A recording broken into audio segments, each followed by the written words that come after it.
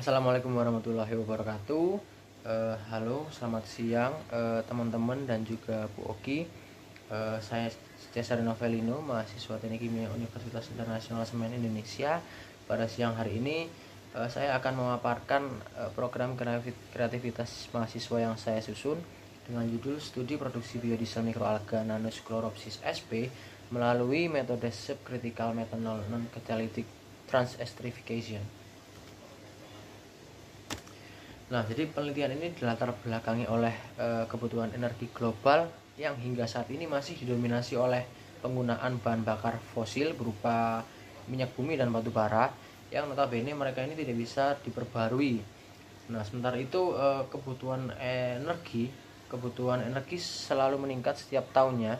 Jadi menurut Kementerian ESDM tahun 2018, total kebutuhan energi terbesar dimanfaatkan oleh sektor transportasi yaitu sebesar 40%, kemudian sektor industri sebesar 36%, dan sektor rumah tangga sebesar 16%. Nah, hal ini berbanding terbalik dengan produksi minyak bumi yang selama 10 tahun terakhir selalu mengalami penurunan, yaitu dari tahun 2009 sebesar 364 juta barel menurun menjadi 283 juta barel pada tahun 2018. Nah, hal ini mendorong kami untuk mengembangkan energi yang murah, kemudian ketersediaannya cukup banyak dan berkelanjutan. Nah, yaitu dengan mengembangkan biodiesel dari mikroalga. Nah, kenapa harus menggunakan mikroalga? Jadi mikroalga ini merupakan bahan baku yang potensinya sangat mendukung ya di Indonesia, karena mikroalga ini ketersediaannya cukup melimpah. Jadi kita ketahui bahwa mikroalga ini habitatnya ada di lautan ya. Sementara itu di Indonesia terdiri dari lautan yang sangat luas ya. Jadi ketersediaan mikroalga di Indonesia ini cukup melimpah. Kemudian mikroalga memiliki kadar minyak yang cukup tinggi, yaitu sebesar 31-68% berat kering. Dan juga mikroalga ini pemanfaatan ruang dan volumenya cukup besar, sehingga diharapkan konversi menjadi bahan bakarnya juga menjadi lebih besar. Kemudian pertumbuhan mikroalga ini cukup cepat ya, sekitar 2-3 hari. Nah, pada umumnya metode pembuatan biodiesel ada 3 ya, yaitu menggunakan katalis, metanol superkritis, dan juga metanol subkritis. Nah, masing-masing ini punya kelebihan dan kekurangannya. Untuk katalis, kekurangannya untuk pemisahan produk dan katalis sulit dan menghasilkan limbah bagi lingkungan.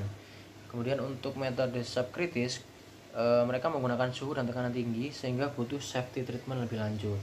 Nah, kemudian yang untuk metode subkritis, kondisi operasinya lebih rendah dan suhu dan tekanannya juga superkritis. Jadi lebih efisien untuk digunakan dibandingkan dua metode yang lain.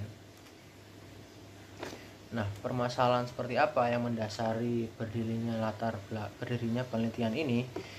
Jadi bagaimana produksi pembuatan biodiesel melalui metode metanol superkritis, kemudian bagaimana pengaruh temperatur dan rasio terhadap yield biodiesel yang diproduksi dengan metode metanol superkritis. Kemudian yang terakhir yaitu bagaimana pengaruh faktor reaksi terhadap yield biodiesel yang diproduksi dengan metode metanol subkritis.